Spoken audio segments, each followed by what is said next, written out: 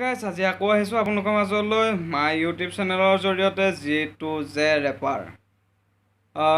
আজি মই বিশেষ একো ক'বলগীয়া নাই, যিহেতু মই যোৱাকালি এটা ৰেপ ছং আপলোড কৰিছিলোঁ মোৰ ইউটিউব চেনেলৰ লগত। আহিছে লাইক কমেণ্টো আহিছে, কিছুমানে দিছে, এনেকৈ ছাবস্ক্ৰাইবো মোৰ বেছি হোৱা নাই। গতিকে এই ৰেপ ছংটোৰ ভিডিঅ' কৰিম এই উইকটোৰ ভিতৰতে, মই আপোনালোকৰ মাজলৈ পঠিয়াই দিম মাই ইউটিউব চেনেলৰ জৰিয়তে। গতিকে প্ৰথমে পাবলৈ আপুনি মোৰ চেনেলটো ছাবস্ক্ৰাইব কৰিব আৰু ভাল লাগিলে কমেণ্ট, লাইক এণ্ড শ্বেয়াৰ কৰিব। সকলো গীত শুনি ভাল নালাগে, কাৰণ মই সকলো ব্যৱস্থা মোৰ সাধাৰণতে মোবাইলৰ পৰা কৰিবলগীয়া হয়।